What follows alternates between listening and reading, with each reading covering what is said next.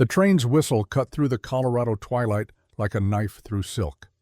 Tabitha Winters pressed her gloved hand against the window, watching as Silverton materialized from the mountain mist, a cluster of wooden buildings clinging to the valley floor, as if afraid the peaks might swallow them whole.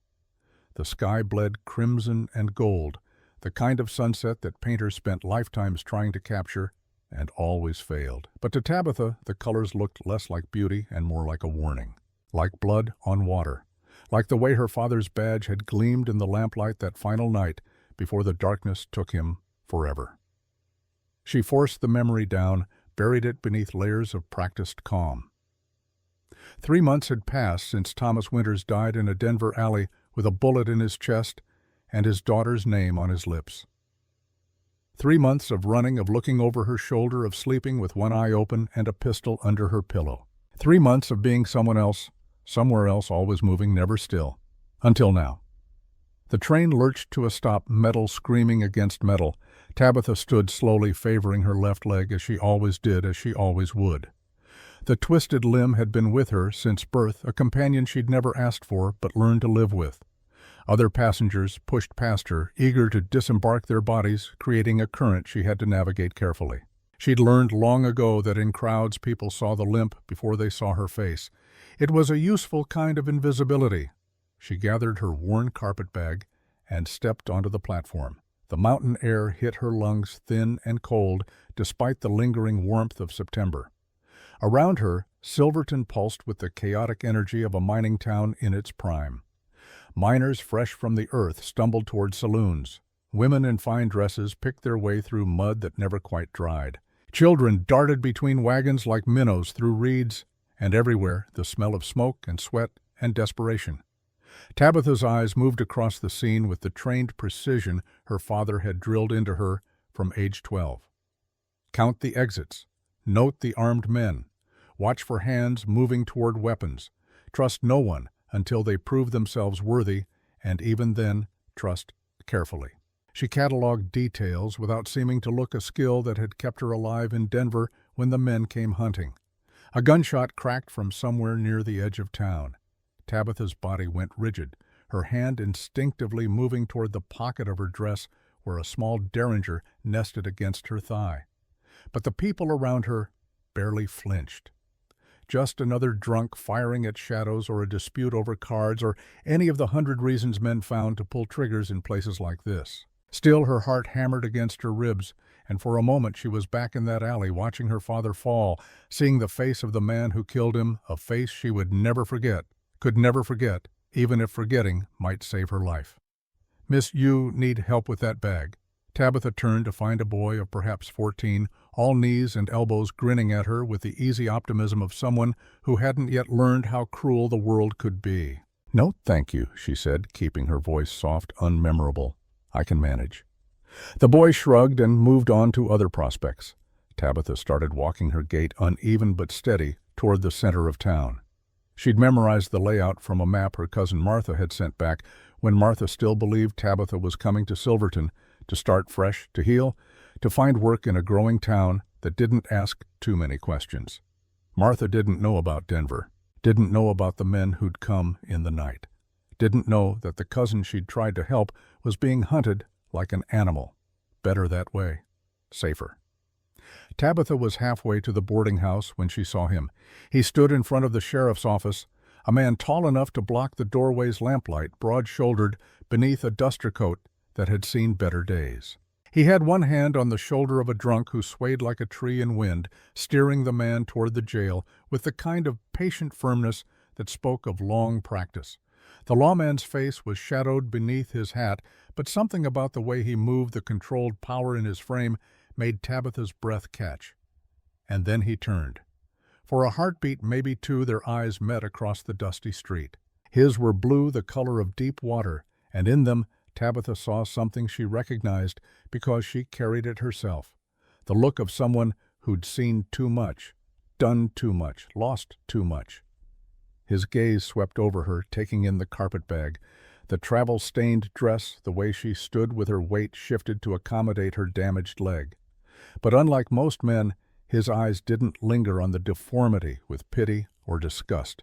He looked at her face, held her gaze, and something passed between them, some wordless acknowledgement, like two survivors of the same shipwreck spotting each other across a crowded shore. Then the drunk stumbled, breaking the moment, and the lawman guided his charge through the door and into darkness. Tabitha released a breath she hadn't known she was holding. She forced herself to keep walking past the general store and the assayer's office, past the saloon where piano music spilled into the street like whiskey from a bottle. The boarding house sat at the end of Main Street, a two-story structure that leaned slightly to the left as if tired of standing upright. She'd almost reached the steps when a voice called out behind her, "Margaret!" The name froze her in place. Not Tabitha, not Miss Winters. Margaret, her real name, the one only her father had used, the one she'd buried along with her old life. She turned slowly, her hand sliding toward the derringer. The tall lawman stood 10 feet away, his trunk deposited somewhere inside the jail. Up close, he was younger than she'd first thought, maybe 35, with dark hair that needed cutting, and a scar that ran from just below his ear down the side of his neck, disappearing beneath his collar.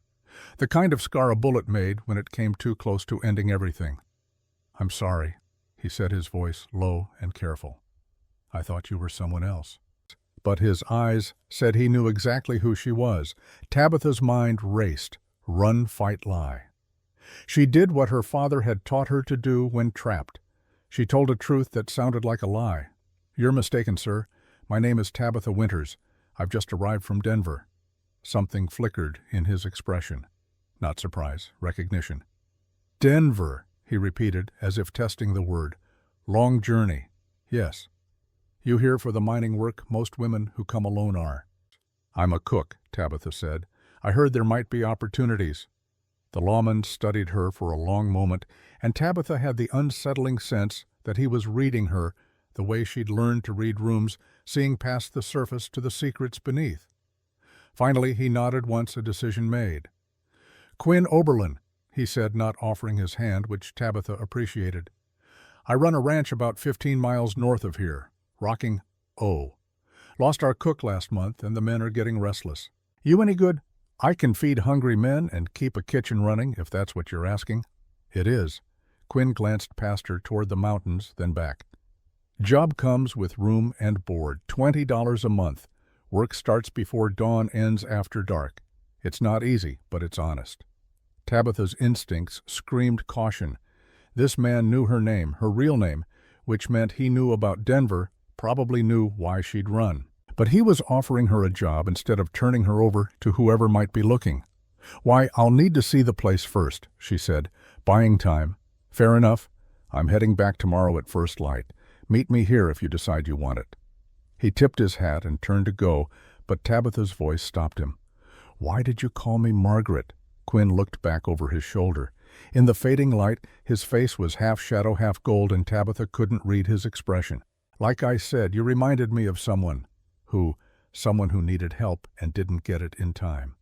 He walked away before Tabitha could respond, his boots echoing on the wooden boardwalk until the sound faded into the general noise of the town settling in for the night. Tabitha stood alone on the street, her carpetbag heavy in her hand, her leg aching from the long day's travel. Above her, the first stars pierced the darkening sky, cold and distant and indifferent to the small dramas of the people below. She thought about her father, about the way he'd taught her to shoot, to observe, to survive, about his last words whispered through blood. "Find Quinlan Harding, only one I trust." She'd thought he was delirious, that the name meant nothing. But now, standing in this mountain town with a stranger who knew her secrets, she wondered if her father's final message had been less delirium and more direction. Tabitha climbed the boarding house steps and disappeared inside. Chapter 2.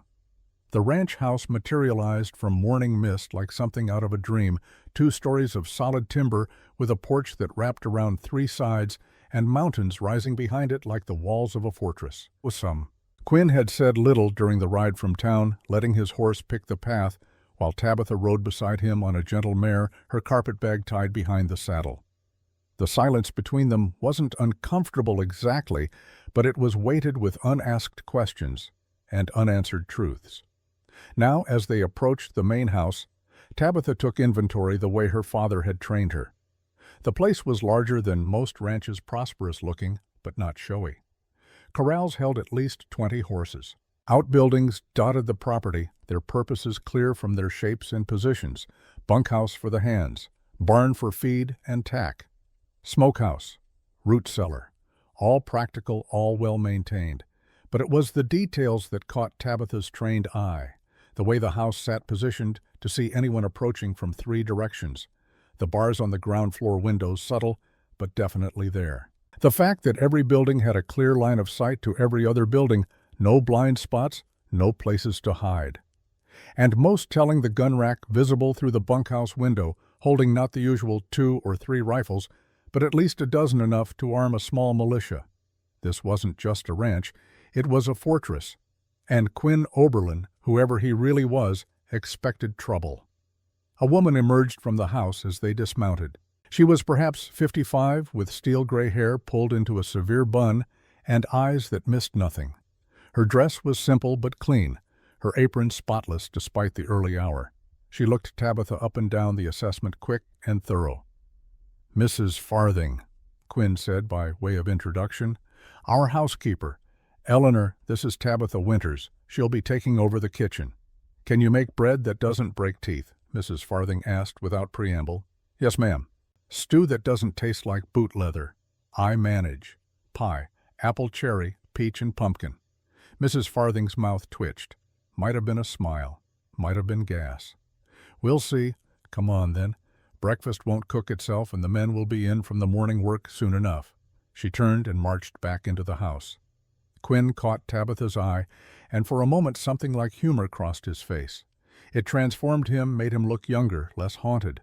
Then it was gone, and he was back to being the man of shadows and secrets. "Your room is off the kitchen," he said. "Small but private. You'll have Sundays to yourself unless we're in the middle of something urgent." Any questions? Tabitha had about 1,000, starting with why he'd really brought her here and ending with what he knew about her father's death. But she asked the safe one. "How many men?" 10 usually, sometimes more during branding or roundup, plus me and my brother Wyatt. "Your brother, you'll meet him soon enough." Quinn's expression tightened. "One more thing. Until I say otherwise, you don't leave the ranch without letting me know, and you definitely don't go into town alone."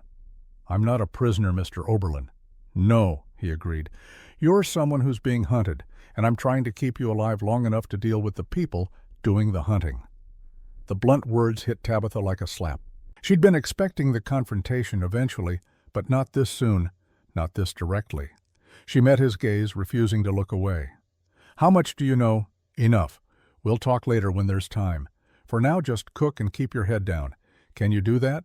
Tabitha thought about arguing, about demanding answers, about walking back to town and taking her chances elsewhere. But the truth was, she was tired of running. And something in Quinn's face and the way he'd said he was trying to keep her alive made her want to trust him, which was either wisdom or foolishness, and she wouldn't know which until it was too late. "I can do that," she said. "Good." Quinn started toward the barn, then paused. "And, Miss Winters, the gun you're carrying in your dress pocket. Keep it close. But if you have to use it, don't hesitate. Men who hesitate die." He walked away, leaving Tabitha standing in the yard with her bag and her secrets and the growing certainty that she'd just stepped into something far more complicated than a simple job cooking for ranch hands. The kitchen was a revelation. Large and well-equipped with a massive cast-iron stove, a pump that brought water directly to the sink, and enough pots and pans to feed an army. Tabitha ran her hand along the smooth counter, already cataloging where she'd keep flour, sugar, salt, where the knives would go for easy reach, how to arrange her workspace to minimize movement and save her leg from unnecessary strain. Mrs. Farthing watched from the doorway. "You know your way around a kitchen, I'll give you that." "My father taught me," Tabitha said, then wished she hadn't. Mentioning her father felt like opening a door she wanted, kept closed, but Mrs. Farthing just nodded. "A good skill to have, better than most girls learn these days." She pointed toward a door. "Your room's through there, nothing fancy but it's yours. Get settled, then come back and I'll show you where everything is." The room was exactly as promised. Small, with a narrow bed, a chest of drawers, and a window that looked out toward the mountains. But it was clean and private, and after 3 months of sleeping in boarding houses and train stations, it felt like luxury. Tabitha set her bag on the bed and moved to the window. From here she could see the barn, the bunkhouse, and a long stretch of the approach road. 3 directions just like the house itself. She tested the window. It opened smoothly, well-oiled, wide enough for a person to climb through if needed, an escape route. Whether Quinn had planned it that way, or it was just fortunate coincidence, Tabitha couldn't say. She unpacked quickly. A change of clothes, her mother's Bible, though she hadn't opened it since the funeral. A daguerreotype of her parents on their wedding day, young and full of hope for a future they'd never lived to see. And wrapped in oilcloth at the bottom, a Colt Navy revolver that had belonged to her father, the one he'd taught her to shoot with when she was 12 years old, and already showing signs of the keen eye and steady hand that would make her better with a gun than most men twice her age. Tabitha held the revolver, felt its familiar weight, remembered her father's voice. "Your leg might slow you down, Margaret, but your aim doesn't have to. You're small and you limp. And men will underestimate you. That's your advantage. Use it." She'd used it. In Denver, when the men came and she'd managed to escape because they'd expected a crippled girl, not someone who could shoot the lock off a door and disappear into the night before they knew what happened. She'd used it every day since playing the part of the helpless woman while staying 3 steps ahead of whoever was tracking her. But here in this room, off this kitchen, on this ranch that felt more like a military outpost than a cattle operation, Tabitha wondered if maybe, just maybe, she could stop running long enough to fight back. She rewrapped the Colt and tucked it into the bottom drawer beneath her extra chemise. Then she returned to the kitchen to learn how to cook for men who carried more guns than any ranch hands she'd ever heard of. The men came in for breakfast like a small stampede, boots thundering on the porch, voices rough with the morning's work already begun. Tabitha stayed in the kitchen, out of sight, while Mrs. Farthing served platters of eggs, bacon, biscuits, and fried potatoes. Through the doorway she could hear them eating, talking about fence lines and a water problem in the north pasture and whether the weather would hold through the week. Normal ranch conversation, except when one mentioned that Harker's men had been seen riding the boundary again, and the talk got quieter, more serious, until Quinn's voice cut through. "We'll deal with Harker when we have to. For now we keep doing what we're doing. Keep the ranch running. Keep our eyes open. That's all." Chairs scraped. The men filed out. Mrs. Farthing returned with empty platters and a look that said she'd heard that conversation before and didn't like it any better this time.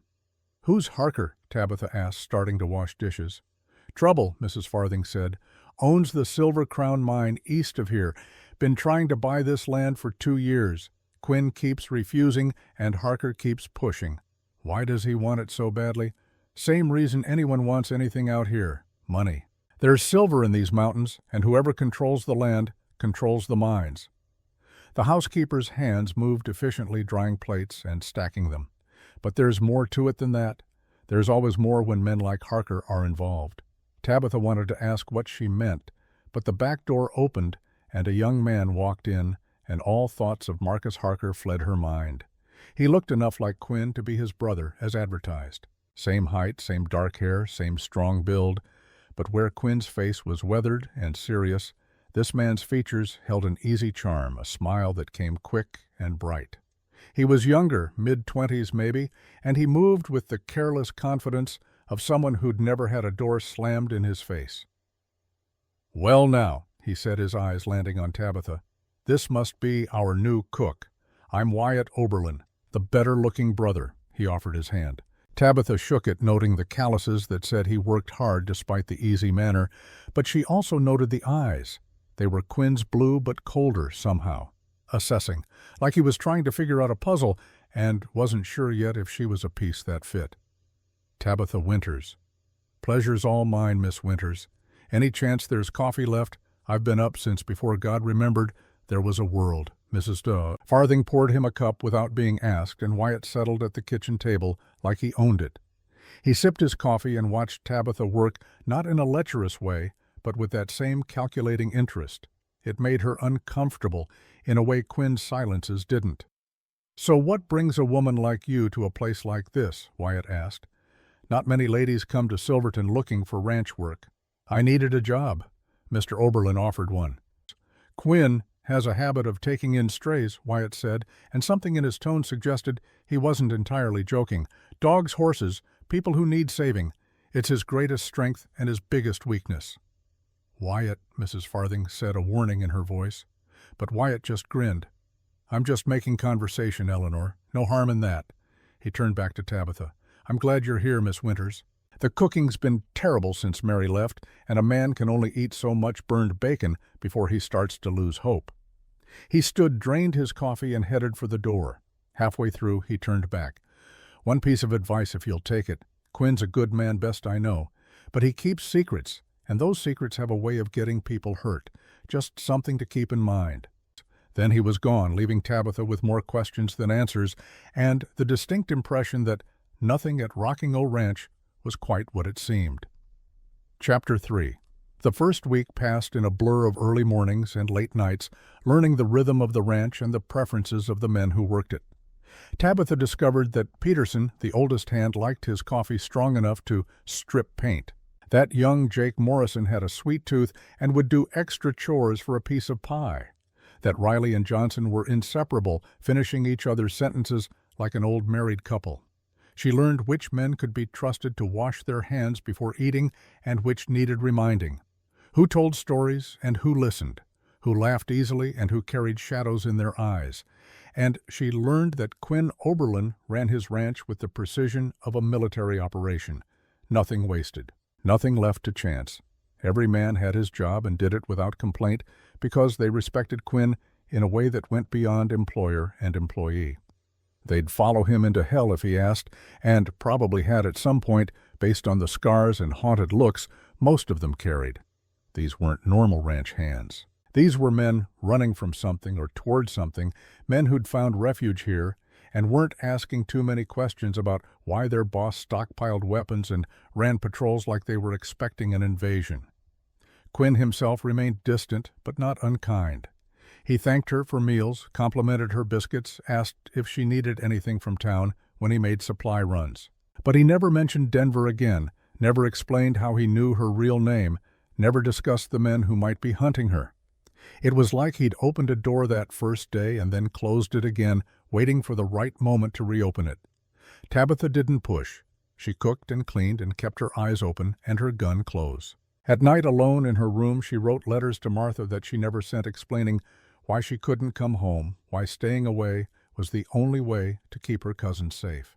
She read her mother's Bible and tried to pray, but found the words stuck in her throat, tangled up with anger at a God who let good men like her father die while their killers walked free. And sometimes, late at night, she heard Quinn moving around the house, footsteps on the stairs, the creak of floorboards. The sound of someone who couldn't sleep, haunted by demons of his own. It was on one of those nights, 9 days after her arrival, that Tabitha found herself in the kitchen at 2 a.m, unable to rest. The nightmares had come again, the same ones that plagued her every few nights. Her father falling, blood spreading like spilled ink. The face of the killer burned into her memory with perfect clarity. Marcus. The drunk had called him Marcus before the shot rang out. One name, but it was enough. It had to be enough. She lit a lamp and pulled out flour butter salt. Kneading bread had always calmed her, the rhythm of it, the way the dough transformed under her hands from sticky chaos into smooth possibility. Her father had taught her surprisingly. Thomas Winters, lawman and widower, learning to bake after his wife died so his daughter wouldn't grow up on hardtack and beans. They'd made bread together every Sunday, his big hands and her small ones working the same dough, and he'd talked about justice and mercy and the thin line between them. Tabitha worked the dough, now pushing and folding, letting the motion quiet her mind. She didn't hear Quinn enter, didn't know he was there until she looked up and found him standing in the doorway, watching her with those water-blue eyes. He wore only trousers and an undershirt, his feet bare on the wooden floor. The scar on his neck was visible in the lamplight, a silver line against tanned skin. He looked tired, like he'd been fighting his own battles with sleep and losing. For a long moment, neither of them spoke. The silence stretched, broken only by the soft sound of dough being kneaded and the tick of the clock on the wall. Finally, Quinn moved into the room, pulled out a chair at the table and sat. Still saying nothing, just watching. Tabitha continued her work, somehow not bothered by his presence. There was something about the quietness of it, the two of them awake in a sleeping house, that felt almost companionable, like they were both refugees from the same nightmare, finding temporary shelter in this small pool of lamplight. 5 minutes passed. 10. Tabitha shaped the dough into a round, covered it with a cloth, set it aside to rise. She wiped flour from her hands and only then looked at Quinn directly. "He taught you well." Quinn said, his voice barely above a whisper in the quiet kitchen. Tabitha's heart stuttered. "Who? Your father. Thomas Winters. He taught you to bake, among other things." So they were finally having this conversation. Tabitha pulled out the chair across from Quinn and sat, her hands clasped on the table, her pulse loud in her ears. "You knew him." "I knew of him, reputation mostly. Good lawman, fair but tough, the kind of man who didn't bend when other men would have broken." Quinn's eyes held hers. "The kind of man who made enemies. He was murdered." Tabitha said the word bitter in her mouth.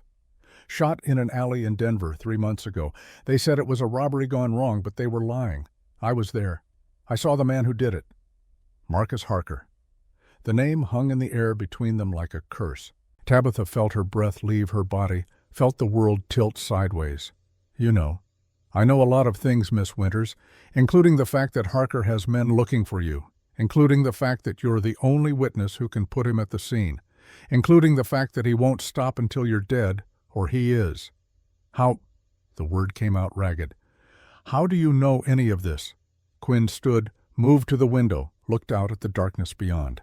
When he spoke again, his voice carried the weight of old pain, old guilt. "Because 5 years ago, Marcus Harker killed 8 United States Marshals in a warehouse outside of Leadville. He killed them because they were closing in on his silver smuggling operation. He killed them because he's a man who sees murder as just another business expense." Quinn turned back to face her, and in his eyes, Tabitha saw the same haunted look she saw in her own mirror. "I know because I was supposed to be the 9th Marshal in that warehouse, and I've spent the last 5 years trying to find enough evidence to hang him for what he did." The revelation hit Tabitha like a physical blow. Quinn wasn't just a rancher, he was a lawman, or had been, and her father had been investigating the same man, chasing the same ghost. "He found you," she whispered. "My father found you. He wrote me 6 months ago, said he had new evidence, new witnesses. We were supposed to meet in Denver." Quinn's jaw tightened.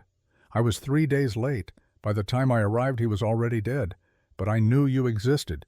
He'd mentioned his daughter said, if anything happened to him, I should find you, protect you. So that's why you brought me here. Not because you needed a cook. I needed you safe. And you needed somewhere Harker's men wouldn't think to look. A ranch in the middle of nowhere surrounded by men who know how to fight."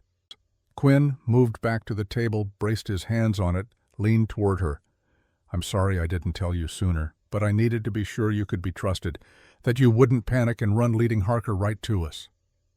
Tabitha's mind spun with revelations, with implications, with the sudden realization that everything she thought she understood about the last week was wrong. But beneath the shock, beneath the fear, she felt something else, relief. Because for the first time since her father died, she wasn't alone. Someone else knew, someone else understood, someone else was fighting the same fight. "He's coming here," she said. It wasn't a question. "Yes, Harker wants this land because there's a vein of silver running under it that would make him richer than God. He's been trying to buy me out for 2 years, and when that didn't work, he started getting aggressive. Your father's murder was meant to tie up a loose end and eliminate a threat. But now you're here, which means you're both loose ends." Quinn's expression was grim. "He'll come. The only question is when." "Then why did you bring me here? Why put your men in danger?" "Because running doesn't work. Not with Harker. He's patient, and he's thorough, and he has enough money to hire the best killers in the territory. You could run for years, and he'd still find you eventually." Quinn straightened. "But if we stand and fight, if we're smart and prepared, we have a chance, not just to survive, but to finish what your father started, to see justice done." Tabitha looked at this man, this stranger who'd known her father, who'd lost his own people to the same monster who was offering her not just shelter, but partnership in a war she'd thought she'd have to fight alone. And she made a decision. "I can shoot," she said quietly. "Better than you'd think, better than most men. My father trained me." Something that might have been surprise crossed Quinn's face. "I wondered about that. The way you carry yourself, the way your eyes track movement. You've had training." "Since I was 12. He said a girl who couldn't run fast needed other ways to protect herself." Tabitha met his gaze steadily. "I can help, not just in the kitchen. Really help." Quinn studied her for a long moment, then nodded slowly. "Then we'll see about getting you properly armed, and we'll make plans." He moved toward the door, paused. "Get some sleep, Miss Winters. Things are going to get complicated soon. Mr. Oberlin," he looked back, "thank you for telling me the truth. Thank your father. He trusted me with his daughter's life. I won't betray that trust." He left, and Tabitha sat alone in the kitchen with the rising bread and her racing thoughts, and the growing certainty that she'd just agreed to something that would either save her life or end it. But at least she wouldn't die running. Chapter 4. 2 days later, Quinn handed her a Colt .45. They stood in a clearing half a mile from the ranch house, trees providing cover on 3 sides, the afternoon sun slanting through branches in golden shafts. Quinn had brought Target's tin cans lined up on a fallen log 20 paces away. Wyatt leaned against a tree, watching with his usual half-smile, like this was entertainment rather than deadly serious preparation. Tabitha raised the gun aimed at the center can and fired. The shot went wide, missing by 2 feet.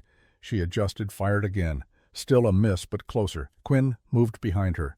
"Here," he said, his voice close to her ear. "Feet shoulder width apart. Don't lock your elbows. Breathe out as you squeeze the trigger."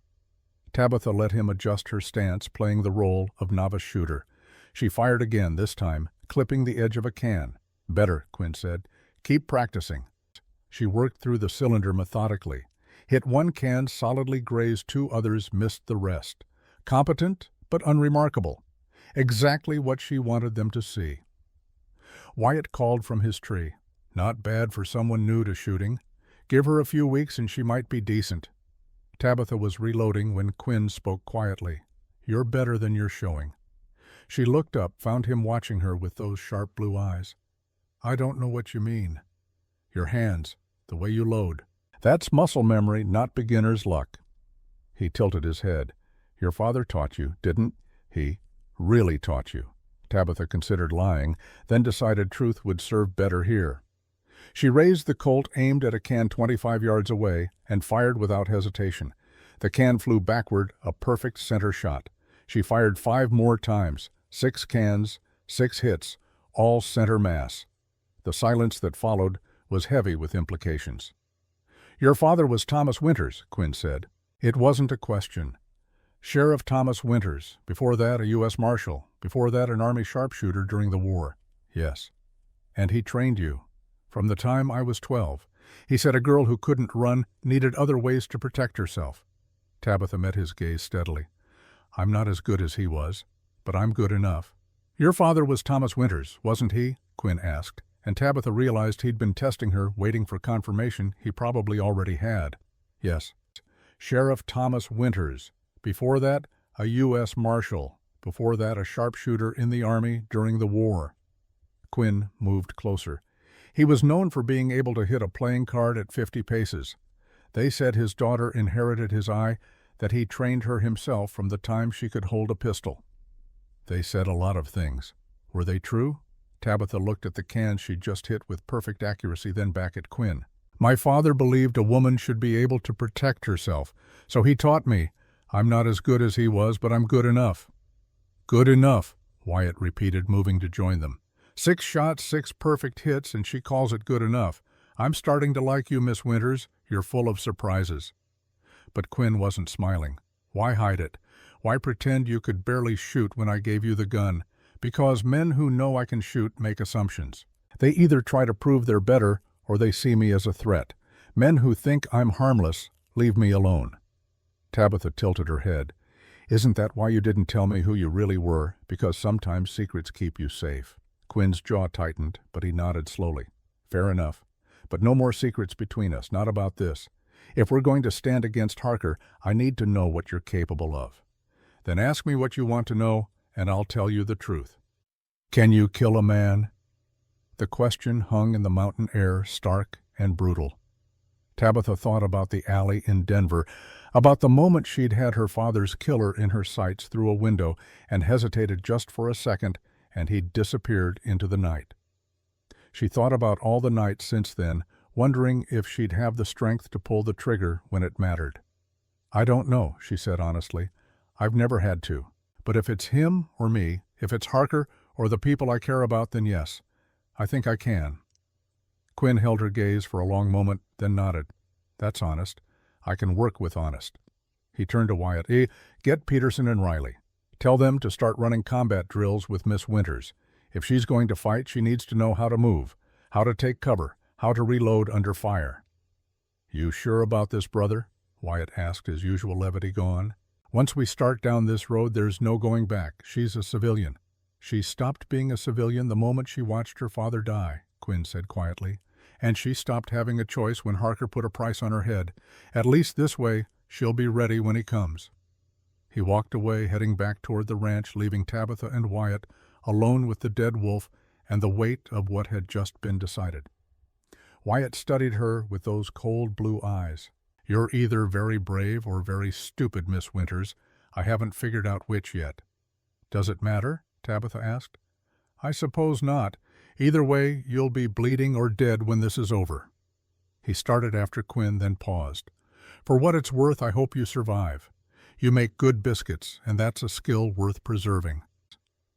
He left her there, and Tabitha looked down at the Colt in her hand, at the wolf she'd killed, without hesitation, at the mountains that surrounded this valley, like the walls of a prison or the ramparts of a castle, depending on how you looked at it.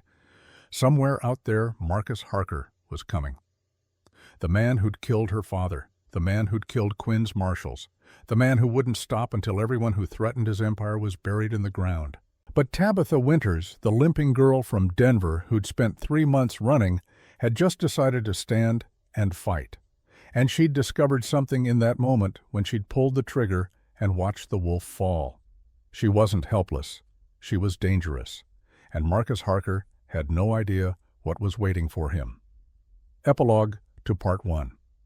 The man who stepped off the train in Silverton 3 weeks later wore a city suit and a pleasant smile. He had gray at his temples and laugh lines around his eyes, the kind of face that inspired trust in bankers and barkeeps alike. He carried a single leather case and walked with the confident stride of a man who'd never been told no and never believed it when he was. At the station, he approached the clerk with that same easy smile. Excuse me, friend. I'm looking for a ranch, the Rocking O, run by a man named Quinn Oberlin. Would you happen to know which direction? The clerk, young and eager to please, pointed north. About 15 miles that way, mister. Can't miss it. Big spread in the valley below the peaks. Much obliged. The man tipped his hat and walked toward the livery to arrange transportation. The clerk watched him go, then turned to his manager. Friendly fellow? Sure, the manager said, not looking up from his ledger. But his hand had moved to the telegraph key, and he was already composing a message in his head. One word, one name. Marcus. The warning would reach Quinn before sunset, but the man in the city suit would reach the ranch by morning. And when he did, the careful balance of secrets and safety that had held for 3 weeks would shatter like glass under a hammer. The war that Thomas Winters had died fighting was about to arrive on Quinn Oberlin's doorstep, and this time there would be no running, only blood and bullets and the terrible price of justice delayed too long. The telegram arrived just as the sun touched the western peaks, turning them to fire. Quinn stood on the porch reading the single word over and over, as if repetition might change its meaning. Behind him, the ranch settled into evening routines, horses nickering in the corral, the smell of Tabitha's cooking drifting from the kitchen, men washing up before supper, their voices carrying on the cool air. Normal. Everything looked normal. But Quinn had learned long ago that normal was just a mask the world wore to hide its teeth.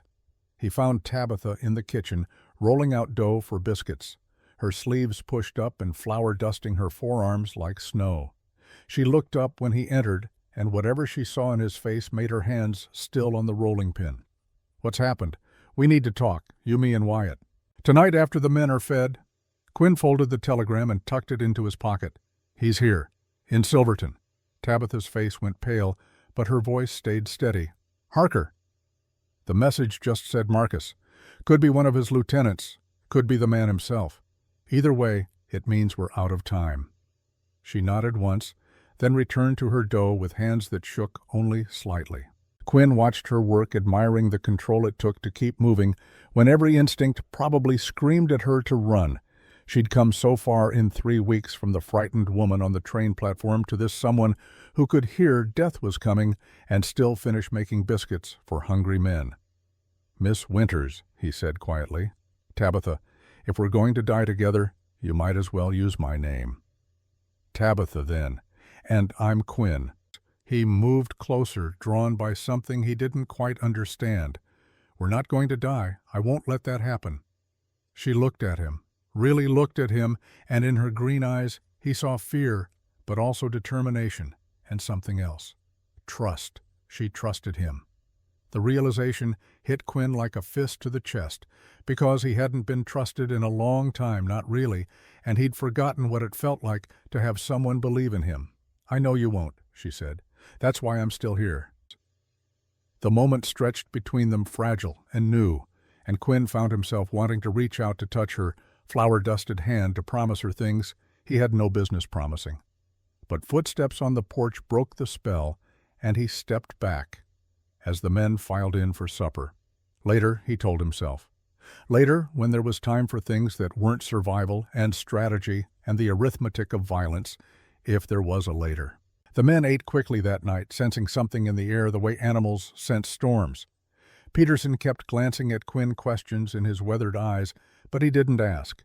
None of them did. They'd learned that Quinn would tell them what they needed to know when they needed to know it, and not before. After the dishes were cleared and the hands had retreated to the bunkhouse, Quinn locked the front door and drew the curtains. Tabitha sat at the long table, her hands wrapped around a cup of coffee gone cold. Wyatt leaned against the wall, arms crossed, face unreadable in the lamplight.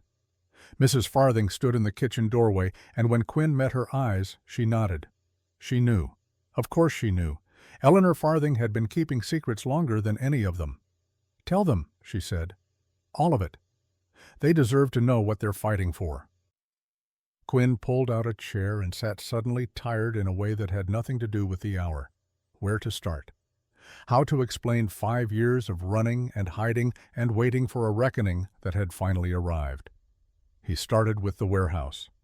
Leadville, Colorado, January 1871.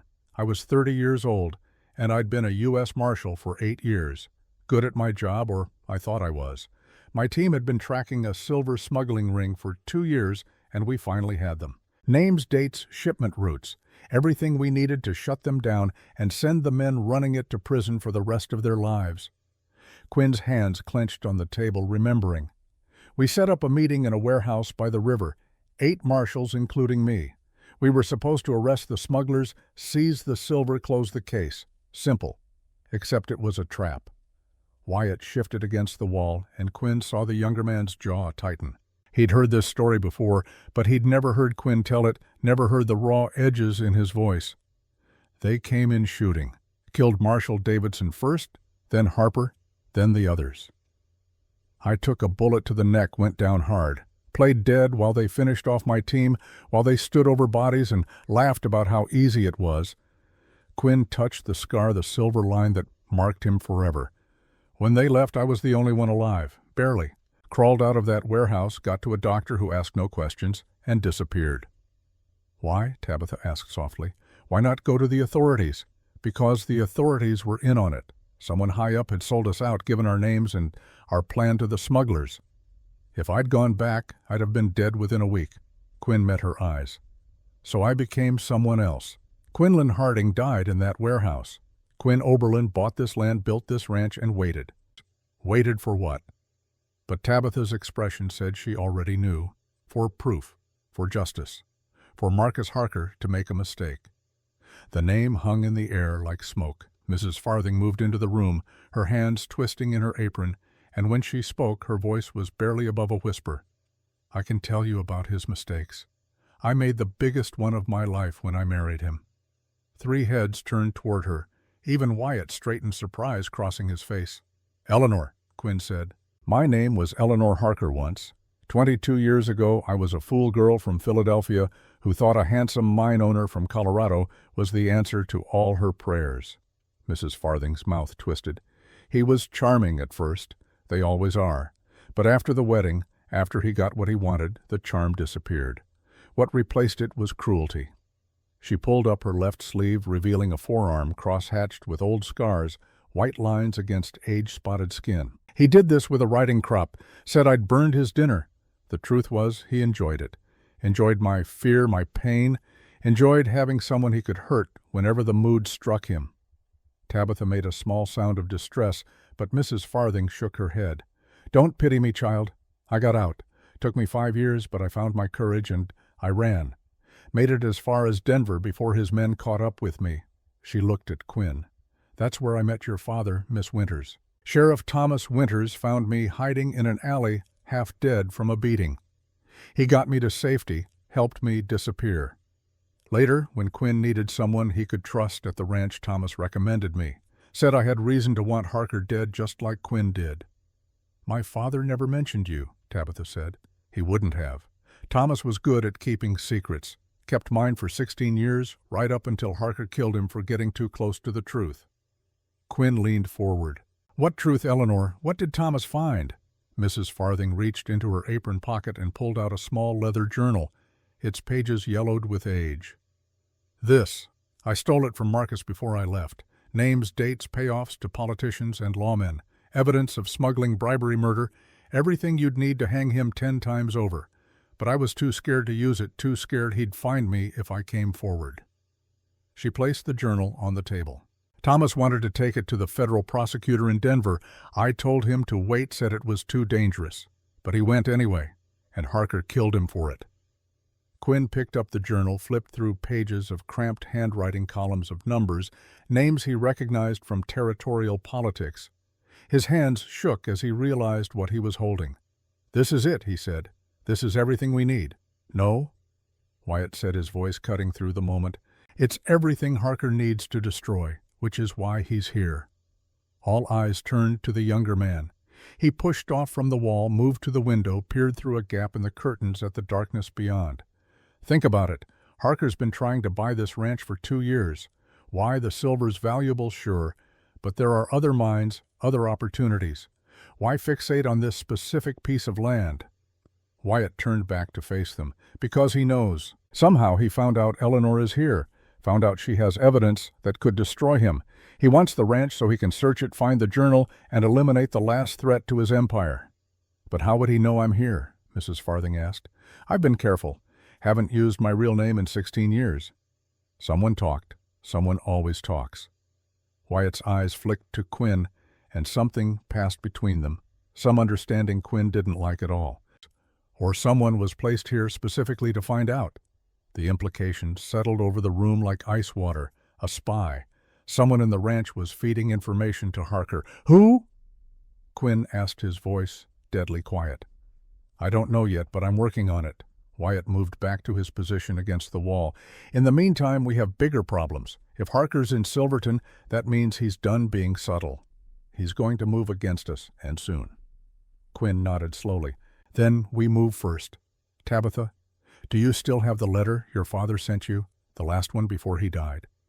She hesitated, then stood and left the room. Quinn heard her footsteps on the stairs moving to her room above the kitchen.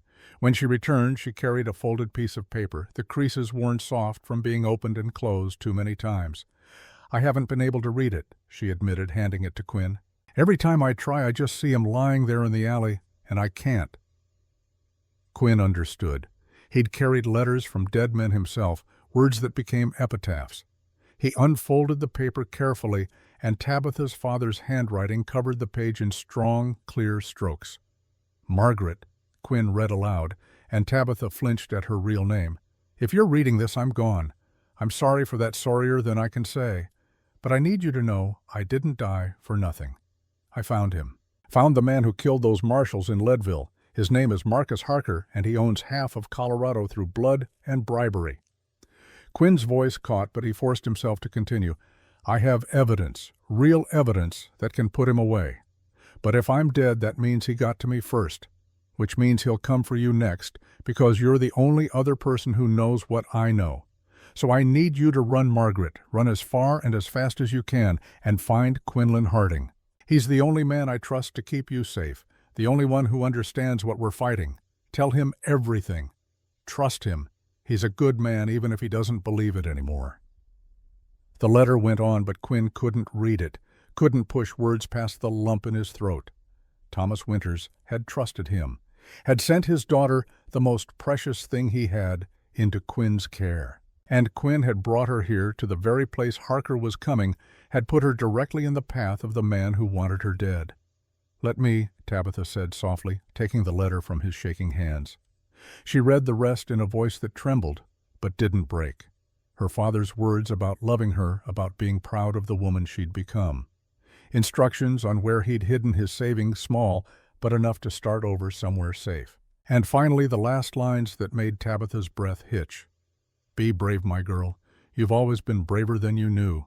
Walk forward with your head high, and don't let anyone tell you that limp makes you less than whole. You're perfect, exactly as you are. I love you more than words can say. Your father, Thomas Winters. Silence filled the room when she finished. Tabitha folded the letter carefully, precisely, her hand steady despite the tears on her cheeks. When she looked up, her eyes found Quinn's, and in them he saw not grief but resolve.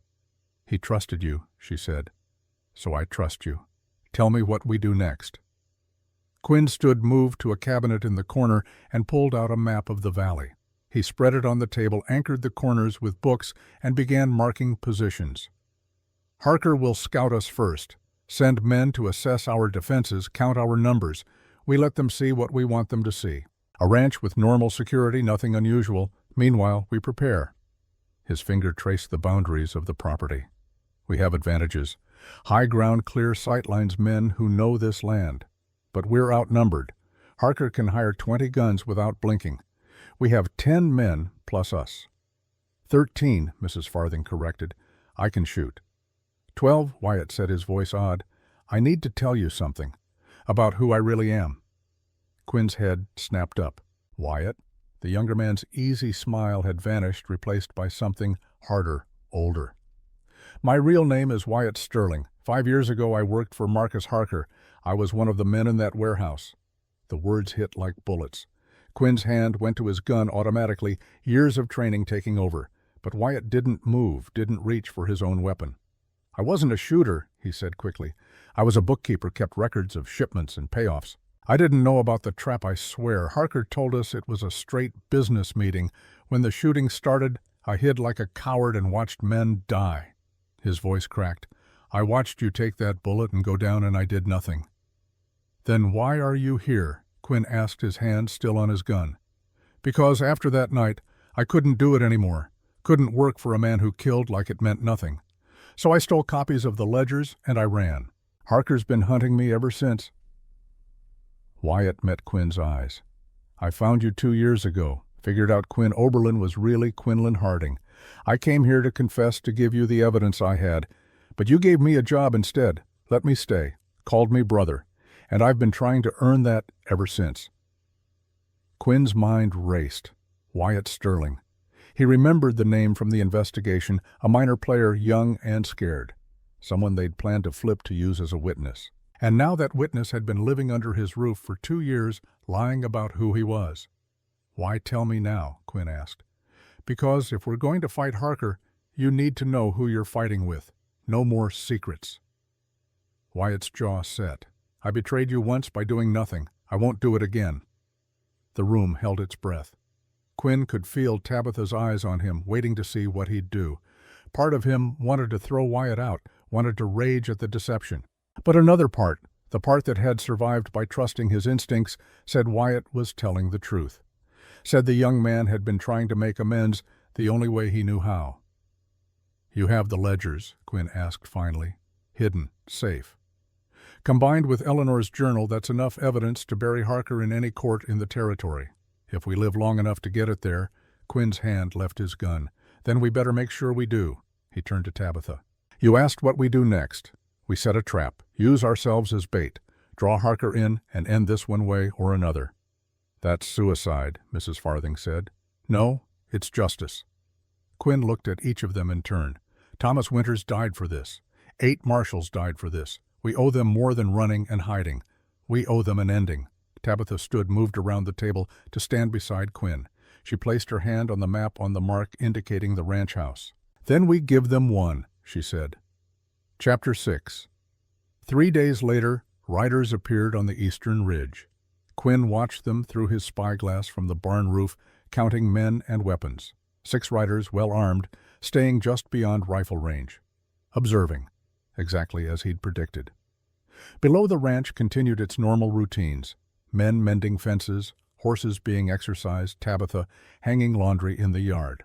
But Quinn knew that every man out there had a rifle within reach, that the laundry basket held ammunition, as well as sheets, that normal was a carefully constructed fiction.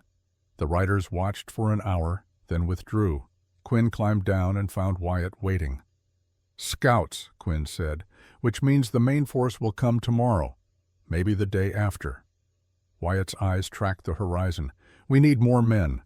"We have the men we have." "Then we need a better plan." They did. Quinn knew it. 6 against 20, maybe 30. If Harker brought his full strength, wasn't a fight they could win through force alone. They needed to be smarter, faster, willing to do things regular soldiers wouldn't consider.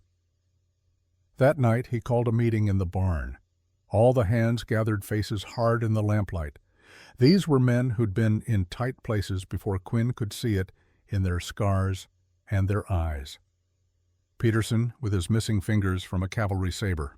Riley, with the rope burn around his neck from a lynching he'd survived.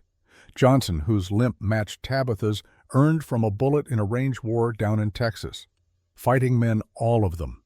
Men who'd come to Rocking O because Quinn asked no questions and paid fair wages and gave them a place to be, something other than their worst moments. Now he was asking them to be those men again. "You all know why we're here," Quinn said. "Marcus Harker wants this ranch, and he's willing to kill for it. Some of you probably have your own reasons to hate him. Wages stolen, claims jumped, friends disappeared. He's hurt a lot of people over the years." Murmurs of agreement. Peterson spat tobacco juice into the dirt. "Tomorrow or the next day his men are coming. 20 at least, maybe more. Professional guns, not ranch hands. If you want to leave, now's the time. No shame in it. This isn't your fight." None of them moved. Peterson looked at the others, then back at Quinn. "Boss, I rode with you for 2 years. You never asked where I came from, never judged what I might have done before. You gave me a place when I had none." He looked around at the other men, saw them nodding. "We all got the same story. This ranch is our home. You're our family. We don't run when family's threatened." The words hit Quinn harder than he'd expected. Family. He'd been alone so long, defined himself by what he'd lost rather than what he'd found, that he'd forgotten what it felt like to have people willing to stand beside him. "All right then," he said, his voice rough. "Here's what we do." He laid out the plan. It was dangerous, built on assumptions and timing, and the hope that Harker would be arrogant enough to walk into an obvious trap because he thought himself invincible. But it was the best chance they had. When the men dispersed to their positions, Tabitha emerged from the shadows where she'd been listening. "You sent them to die," she said quietly. "I sent them to fight. What's the difference?" Quinn turned to face her, this woman who'd become so much more than the frightened girl on the train platform. In 3 weeks she'd learned to shoot with deadly accuracy, to move with tactical precision, to plan like a soldier. But underneath the skills, she was still someone who believed in right and wrong, who thought there should be a difference between justice and revenge.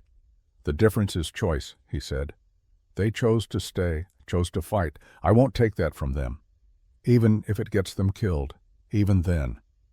Tabitha looked at him for a long moment, and Quinn wondered what she saw. A lawman trying to do right, a broken man seeking vengeance, a fool leading good people to slaughter. "My father would have liked you," she said finally. "He believed in choices too, believed that sometimes the only way to stop evil was to stand in its path and refuse to move. Your father was a better man than me. Maybe, but you're the man he trusted to protect me. That has to count for something." She moved closer and Quinn became suddenly intensely aware of how alone they were in the barn, with lamplight painting gold on her skin and her eyes reflecting back all the things he'd been trying not to feel. Want, need, the desperate hunger for something good and clean and untouched by the violence that defined his life. "Tabitha," he said her name, a warning and a prayer. "When this is over," she said, "when Harker's dead or arrested or gone, what happens then, I don't know. Will you go back to being a marshal?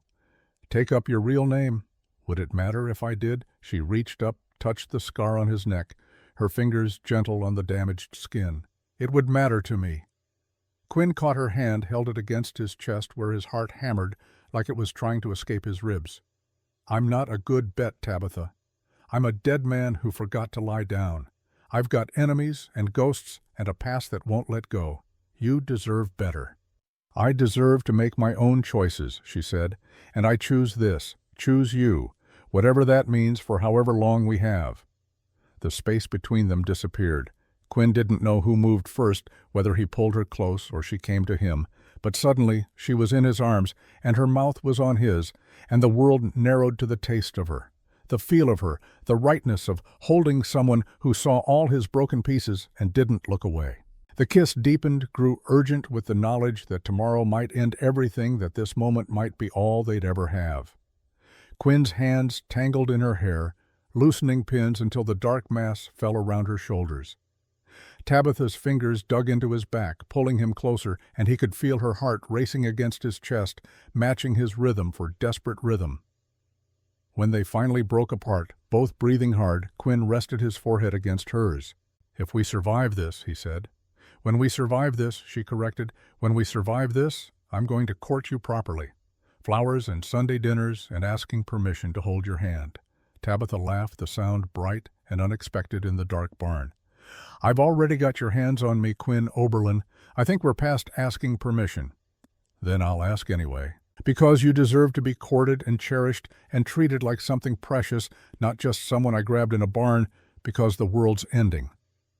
"The world's not ending. We're not going to let it." Her certainty should have been foolish, naive, but looking into her eyes, Quinn found himself believing it, found himself thinking that maybe, just maybe, they could win this, could survive and build something worth surviving for. He kissed her again, softer this time, a promise instead of desperation, and for a moment the war waiting outside the barn doors didn't exist. There was only this, only them, only the fragile beginning of something that might, if they lived, grow into forever. A sound from outside broke them apart, footsteps approaching, then Peterson's voice. "Boss, we got movement on the North Ridge.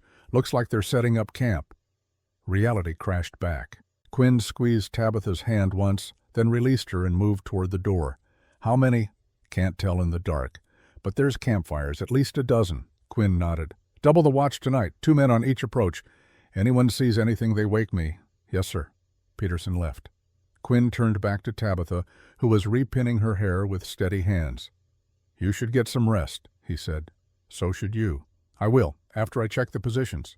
She moved to him, rose on her toes to press a kiss to his scarred neck. "Be careful." "Always am."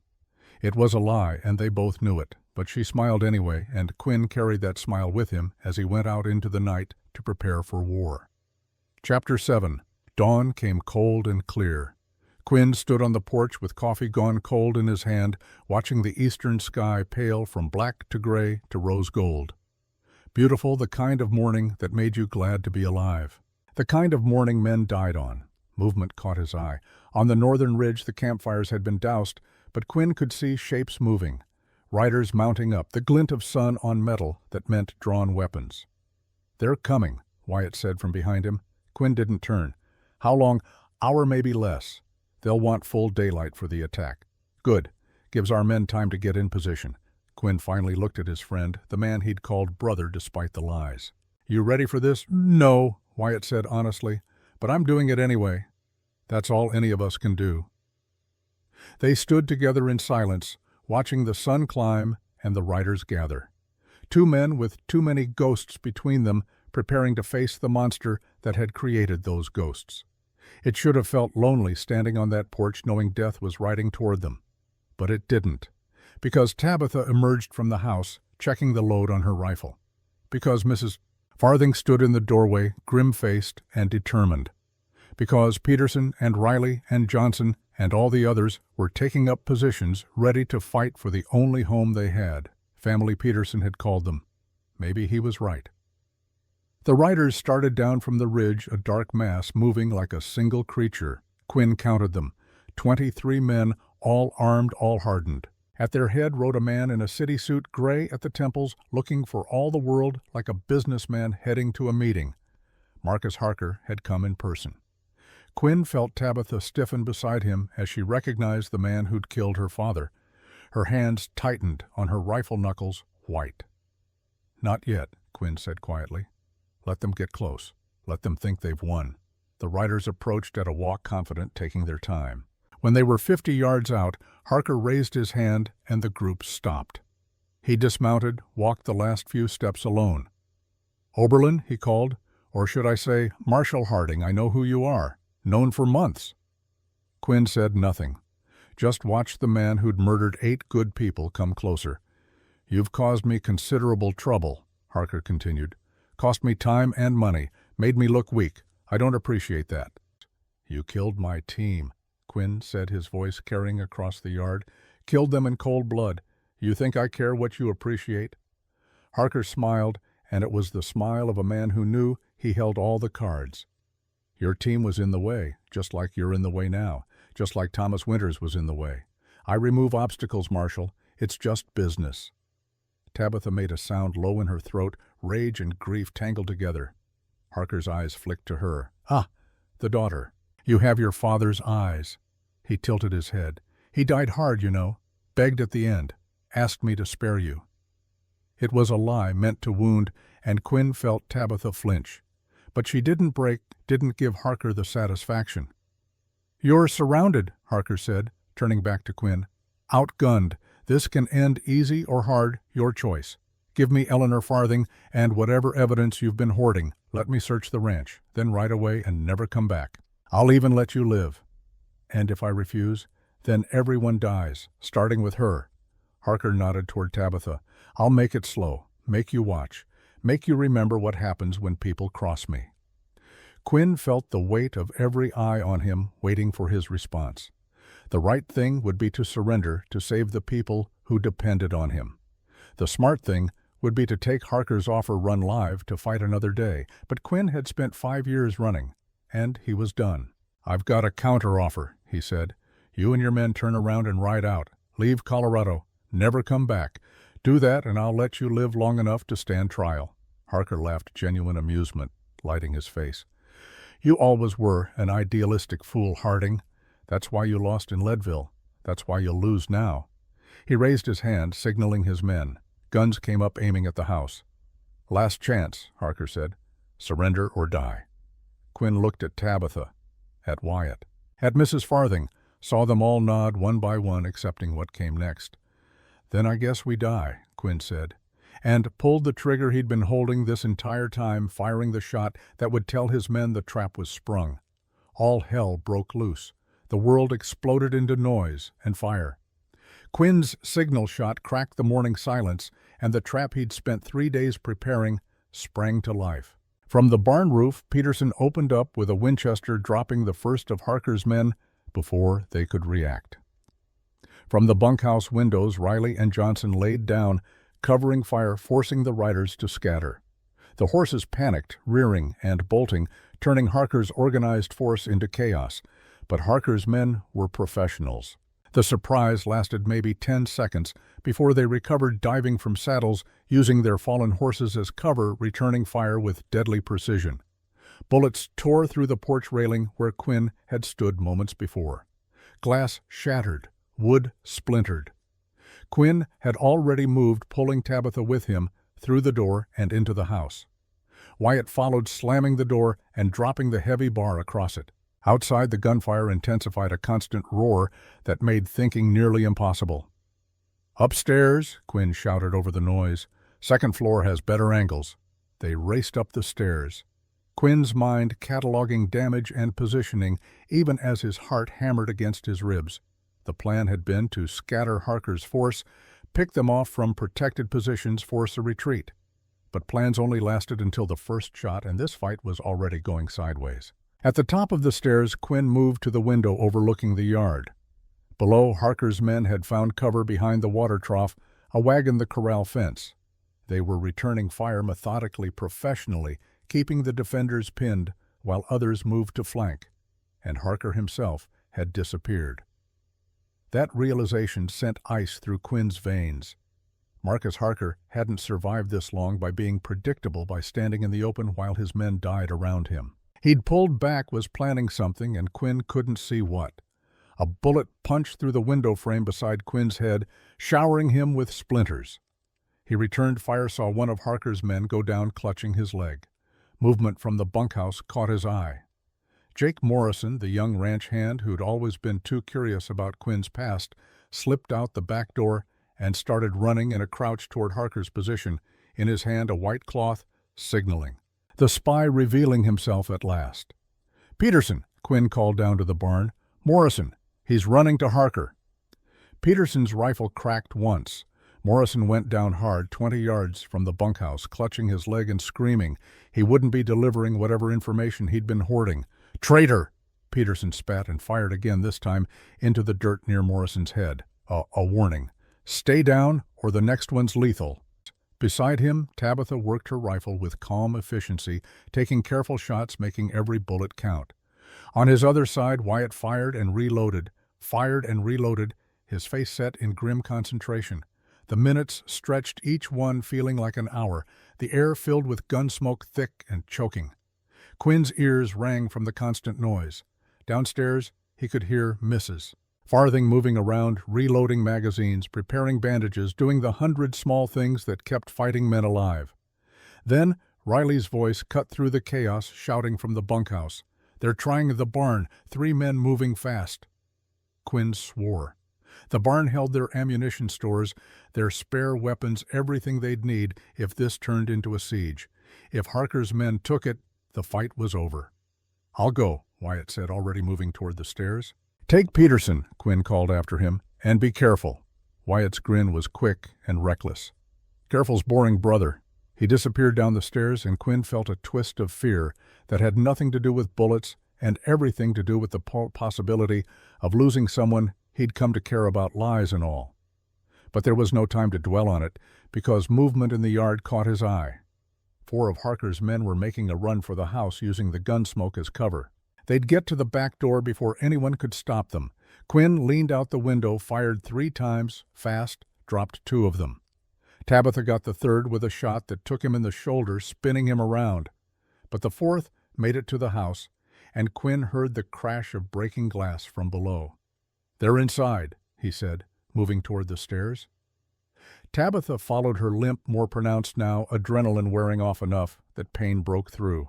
But she kept pace rifle ready, and when they reached the ground floor, they found Mrs. Farthing standing over an unconscious man, a cast-iron skillet in her hands.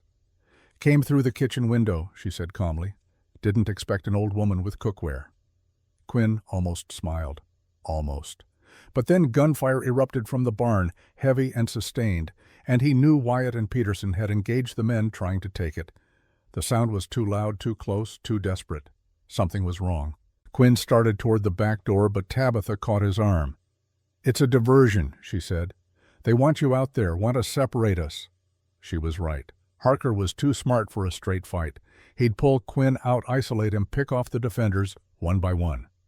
But knowing it was a trap didn't change the fact that Wyatt was out there fighting for his life. Before Quinn could decide, the front door shuddered under impact. Someone was trying to break through, hitting it with something heavy, maybe a fence post. The bar held, but barely. Another hit, and it would give. "Upstairs," Quinn said.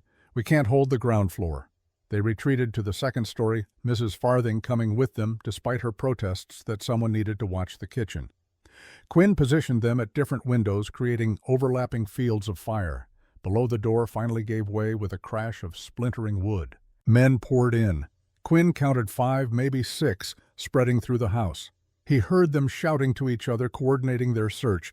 Heavy boots on the stairs, getting closer. Quinn steadied his breathing, controlled his racing heart, the way he'd been trained to do a lifetime ago. Beside him, Tabitha did the same, her face set in lines of concentration. Whatever happened next, they'd face it together. The first man appeared at the top of the stairs, gun drawn, scanning for targets. Quinn shot him center mass. The man fell backward, taking two others down with him in a tangle of limbs and curses. Return fire raked the hallway, forcing Quinn and Tabitha back from their positions. Then an explosion rocked the house. Not a big one, not enough to bring down walls, but enough to shake the floor, to send a cloud of dust billowing up from below. Quinn's mind raced. A grenade, dynamite. Whatever it was, it meant Harker had escalated, was willing to destroy the house to get what he wanted. "We need to move," Quinn said. But before they could, a voice called up from below. Familiar, cold. The voice of a man who'd killed 8 marshals and slept soundly after. "Enough, Marshal Harding. You've lost. Send the girl down, and maybe I'll let the others live." Quinn met Tabitha's eyes. Saw her shake her head, saw her grip tighten on her rifle. No surrender. Not now. Not ever. "Go to hell, Harker," Quinn shouted back. "Already there, my friend, already there, but I'm bringing you with me." More gunfire from outside, from the direction of the barn. A scream cut short. Quinn's blood ran cold. Wyatt. That had sounded like Wyatt. "Your brother's down," Harker called, reading Quinn's reaction somehow. "Took a bullet trying to be a hero. Shame. He was a good bookkeeper before he got a conscience." The words hit like fists. Wyatt down, maybe dying. And Quinn was trapped up here, unable to help, unable to do anything but wait for Harker to finish what he'd started 5 years ago. No, he hadn't survived this long by waiting, hadn't built this life by accepting defeat. Quinn turned to Tabitha. "There's a way out. Through my room, onto the porch roof, then down. You take it. Take Eleanor. Get to the tree line and don't look back. I'm not leaving you. You have to. Someone needs to survive this, needs to get the evidence to the marshals, needs to see justice done. That someone is you." Tabitha's eyes blazed. "My father didn't send me to you so I could run while you died. He sent me so we could finish this together." "Tabitha, no, Quinn. We stand together or we fall together. That's the only choice I'm making today." The stubbornness in her voice, the absolute certainty, made Quinn's chest tight with emotion he couldn't afford to feel. Not now. But he nodded, accepting what he couldn't change. "Then we go down fighting," he said. "Make every shot count. And if it goes bad, if they take us, you know what to do." She knew. The small derringer in her pocket, the last resort, for when all other resorts failed. A quicker death than what Harker would offer. Neither of them spoke it aloud, but the understanding passed between them like a current. Footsteps on the stairs again, more careful this time, learning from the first man's mistake. Quinn counted them by sound, 3 coming up, which meant at least 2 more downstairs, maybe 3, and Harker somewhere orchestrating it all. The first man came fast and low, diving into the hallway with his gun already firing. Quinn put 2 rounds in him before he hit the floor. The second used his partner's body as cover, returning fire blind. Tabitha took him with a shot through the gap between floorboards, the bullet catching him in the foot and sending him toppling backward down the stairs. But the third man was smarter. He threw something into the hallway. Quinn saw it spinning through the air, realized what it was, grabbed Tabitha, and dove into the nearest room just as the concussion grenade went off. The blast wasn't meant to kill, just to stun, to disable. It worked. Quinn's ears screamed with a high-pitched whine. His vision swam. He tried to stand and couldn't find his balance, the world tilting sideways. Hands grabbed him rough and uncaring, pulled him upright. Through the ringing in his ears, he heard Tabitha screaming, fighting. Saw her struggling against 2 men who'd pinned her arms. Her rifle was gone. His was gone. Everything was gone except the certainty that he'd failed. They dragged them downstairs and out into the yard. Quinn's vision cleared slowly, painfully. He saw his ranch hands being held at gunpoint, saw Peterson bleeding from a shoulder wound, saw Riley supporting Johnson, who'd taken a bullet in the leg, and he saw Wyatt. The younger man lay in the dirt near the barn, his shirt dark with blood, his face gray. But his chest moved, still breathing, still alive. Barely. Harker stood in the center of it all, his city suit dusty but intact, his expression one of mild satisfaction, like he'd just concluded a successful business negotiation. "There we are," he said pleasantly. "All accounted for. Well, almost all." He turned to one of his men. "Bring out the old woman." They dragged Mrs. Farthing from the house. She fought them, cursing in language that would have made a sailor blush, but she was no match for two armed men. They threw her down beside Tabitha.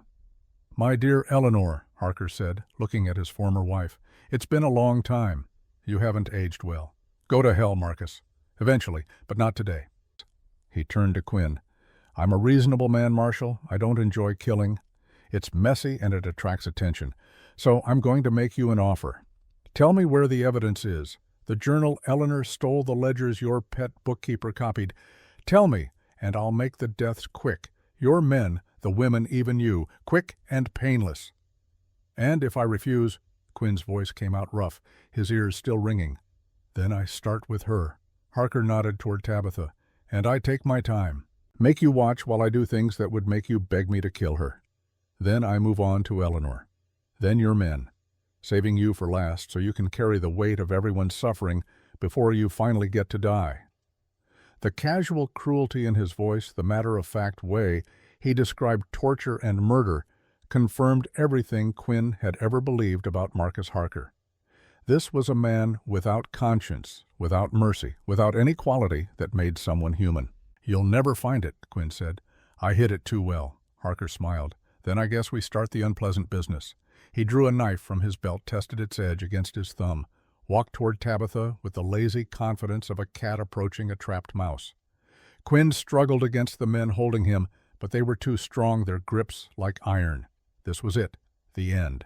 After 5 years of running, of planning, of hoping for justice, it was going to end with Tabitha's screams and his helplessness.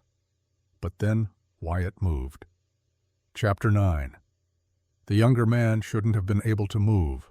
Should have been unconscious, maybe dying from the blood loss and shock. But somehow Wyatt Sterling found strength from somewhere deep, somewhere Quinn hadn't known existed. He pulled a gun from his boot, the movement clumsy but effective. The shot took Harker in the side, not fatal, but enough to spin him around enough to make him drop the knife. "Quinn!" Wyatt gasped. "Run!" The distraction lasted maybe 3 seconds, but it was enough. Quinn twisted, drove his elbow into the stomach of the man holding him, broke free, dove for the gun. Harker had dropped. Came up shooting. The yard exploded into chaos again. Quinn's men, seeing their opening, turned on their captors. Peterson headbutted his guard. Riley swept his captor's legs.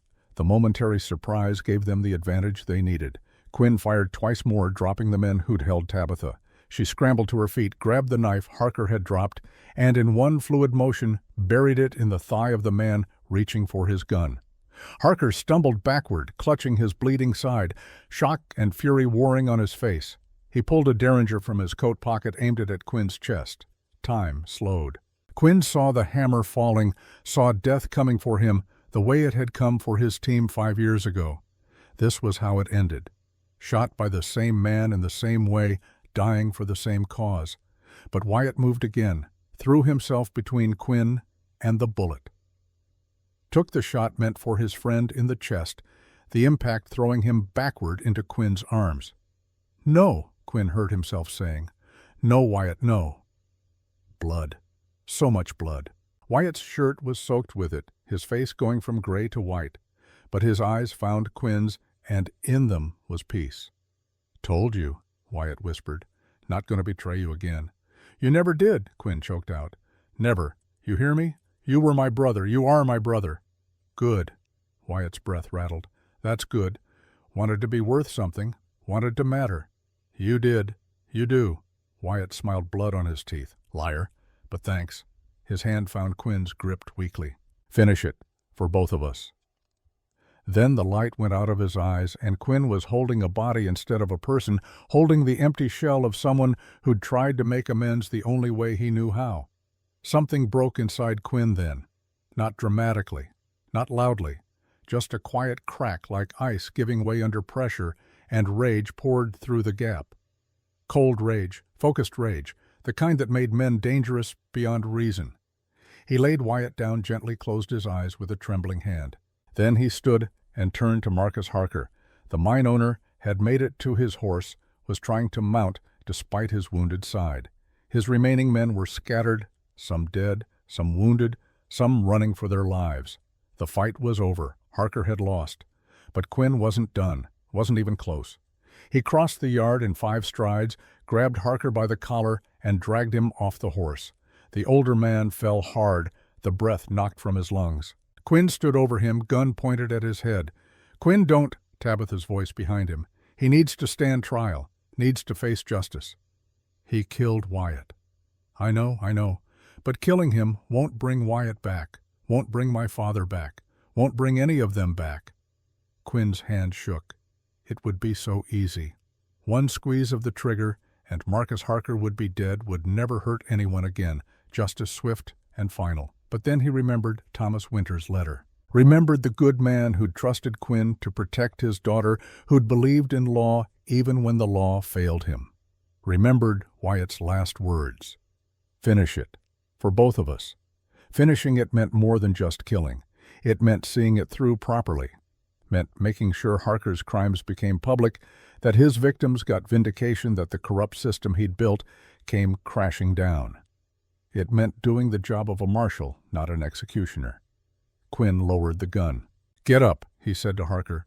"You're under arrest for the murder of 8 United States Marshals, for the murder of Sheriff Thomas Winters, for conspiracy, smuggling, bribery, and about 100 other charges I'm going to enjoy listing."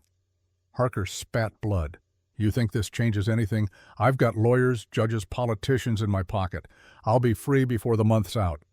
"Not this time." Quinn pulled him roughly to his feet. "Because this time I've got evidence. Real evidence. Names, dates, amounts. Everything you did recorded in your own handwriting." For the first time, real fear crossed Harker's face. "You're bluffing." "Am I Eleanor?" Mrs. Farthing stepped forward, holding the journal she'd kept hidden for 16 years. "Hello, Marcus. Remember this? Your ledger from when we were married? The one I stole before I ran? The one that has enough evidence to hang you 10 times over." Harker's face went slack. "You wouldn't. If that becomes public, you'll be implicated too." "I don't care anymore. I'm an old woman. Whatever punishment I face is worth it to see you destroyed." Quinn looked at his former enemy and saw the moment Harker realized he'd truly lost. Saw the arrogance drain away, replaced by the raw panic of a man whose carefully constructed empire was collapsing around him. "Take him to the root cellar," Quinn told Peterson. "Lock him in, post guards. If he tries to escape, shoot him in the leg. I want him alive for trial, but I'm not particular about how intact." They dragged Harker away, the once powerful mine owner reduced to cursing and struggling like a common criminal. Because that's all he'd ever been, Quinn realized. A criminal who'd gotten lucky, gotten rich, gotten away with it for too long. Not anymore. Chapter 10. The U.S. Marshals arrived 3 days later. Quinn had sent riders to Denver and Leadville, both carrying messages and evidence. It took time for the federal men to respond, to assemble a team to make the journey to Silverton. Time Quinn spent burying Wyatt on the hill behind the ranch in a spot with a view of the mountains the younger man had loved. Time he spent holding Tabitha through the nightmares that came every night, now her father's death and Wyatt's sacrifice, and the violence of the battle, all tangled together in her dreams. Time he spent with his surviving men, tending wounds, repairing damage, trying to rebuild what Harker had tried to destroy. The lead marshal was a man named Garrett, older than Quinn, remembered being at that age with gray in his beard and hard eyes that had seen too much. He listened to Quinn's story, examined the evidence, interviewed witnesses. And slowly, the professional mask he wore cracked, revealing anger underneath. 5 years, Garrett said, looking at the journal and ledgers spread across the table.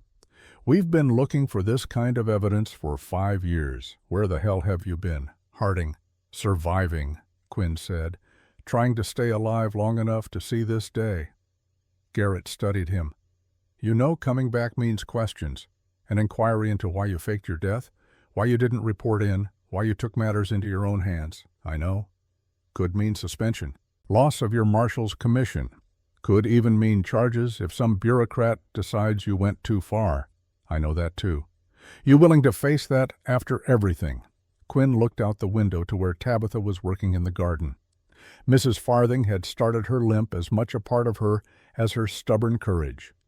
He thought about the life he'd built here, the people who'd become family, the woman who'd walked into his heart despite every wall he'd tried to build. "I'm willing to face whatever comes," he said, "as long as Marcus Harker faces it too." Garrett nodded slowly. "Fair enough.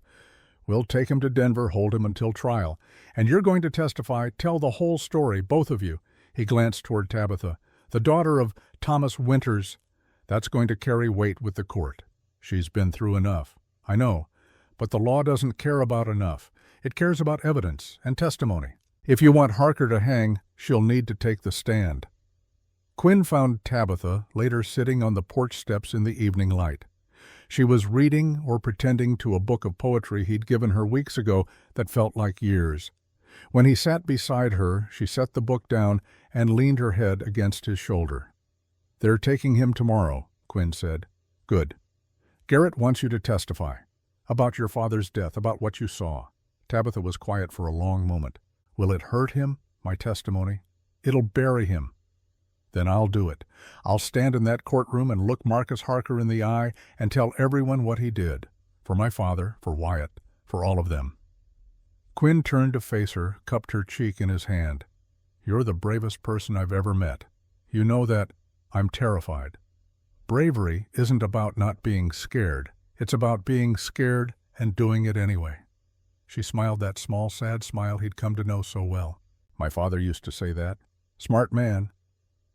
They sat in silence as the sun touched the mountains, painting everything gold and crimson.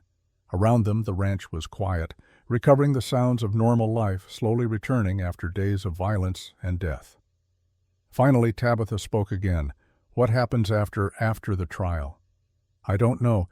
Garrett says I'll face an inquiry, might lose my commission, might face charges for going rogue. And if you do, then I guess I'm just a rancher named Quinn Oberlin. Not the worst life. But it's not the life you chose. Not really." Tabitha pulled back to look at him. "You became a marshal for a reason. Believed in justice, in law, in doing right. That doesn't just disappear because someone takes away your badge." Quinn had been thinking about this for 3 days, turning it over in his mind like a stone, examining it from every angle. And he'd reached a conclusion that felt right in a way nothing had felt right in 5 years. "There's an opening," he said. "Town marshal here in Silverton. The old one retired last month. They've been looking for someone to take over." Tabitha's eyes widened. "You'd stay here, give up the federal commission." "It's not giving up. It's choosing something different. Something smaller maybe, but no less important." Quinn took her hand.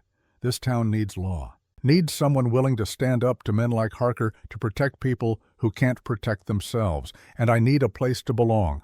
A home. You have that. The ranch." "I do. But I'm not cut out to be a rancher, not really. Turns out 5 years of playing at it didn't change who I am underneath." He smiled. "I'm a lawman, Tabitha. It's what I know, what I'm good at. And I'd like to do it here if you're willing to stay. As what, the cook for the town marshal? As my partner? In everything." Quinn reached into his pocket, pulled out a ring. Simple silver, no stone, just polished metal that caught the fading light.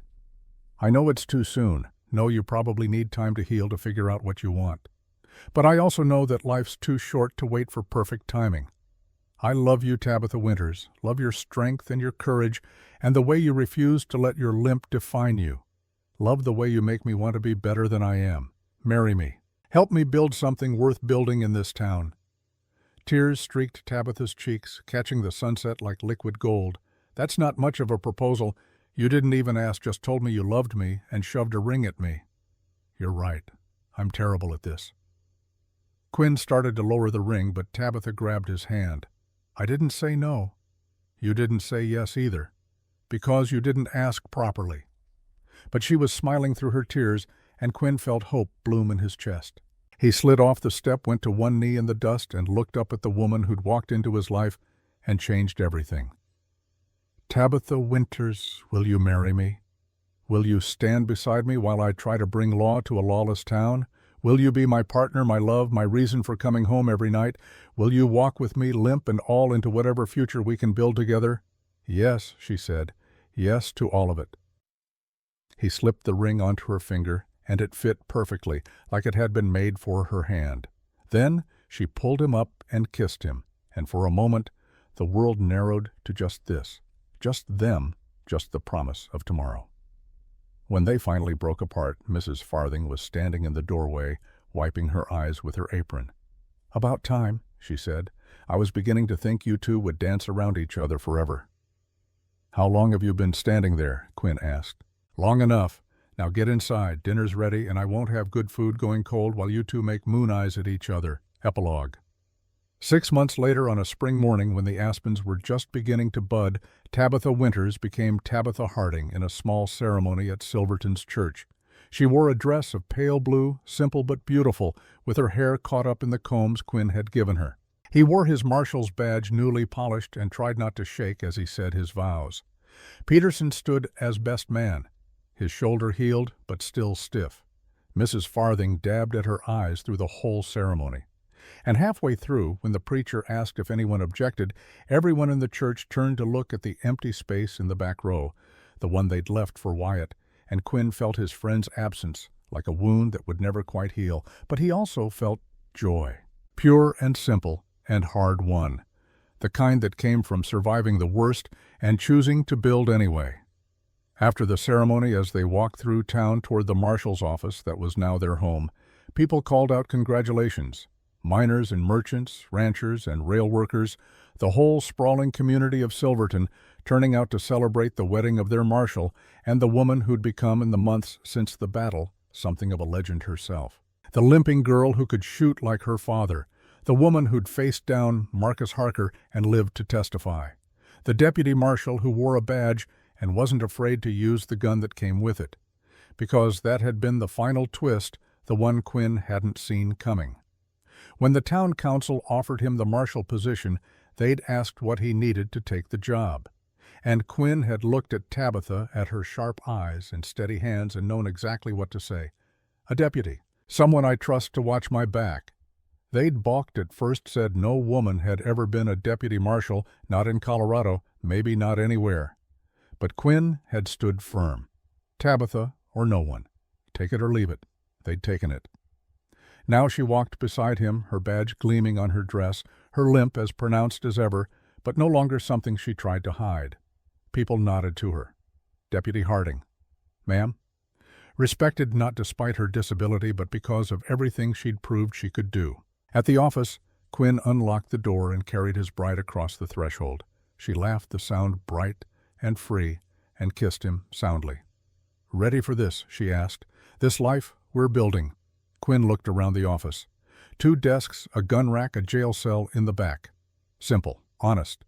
Everything he'd thought he'd lost 5 years ago, reclaimed in a new form. "More ready than I've ever been for anything," he said. That night, lying in bed with his wife in his arms, Quinn thought about the journey that had brought him here. The warehouse in Leadville. The 5 years of hiding. Tabitha stepping off that train, changing everything. Wyatt's sacrifice. The battle that had nearly killed them all, every step necessary, every loss meaning something, every scar a reminder of the price of justice and the value of redemption. "Quinn," Tabitha's voice soft in the darkness. "Yes, do you think they'd be proud, my father and Wyatt? Do you think they'd approve of what we're doing?" Quinn thought about Thomas Winters, the lawman who'd believed in his daughter enough to send her to a stranger for protection. Thought about Wyatt Sterling, the broken man who'd found redemption in sacrifice. "I think they're watching right now," he said, "and I think they're smiling." Tabitha settled against him, her breath evening out as sleep claimed her. But Quinn stayed awake a while longer, listening to the sounds of Silverton settling in for the night. His town now, his responsibility. Outside, a drunk stumbled past, singing off-key. A dog barked. Someone laughed. Normal sounds of a normal night in a town that was slowly becoming something better than it had been. And somewhere in the mountains, in a grave on a hill, with a view of the peaks, Wyatt Sterling rested. Not forgotten, never forgotten. But at peace, knowing the fight he'd died for had been won. Quinn closed his eyes and let sleep take him, secure in the knowledge that tomorrow would bring new challenges, new battles. But he wouldn't face them alone. He had Tabitha, had this town, had a purpose worth waking up for, the limping girl and the man who walked with ghosts. Together they'd learn to walk toward the light, and that, Quinn thought as darkness claimed him, was redemption enough for anyone. The end.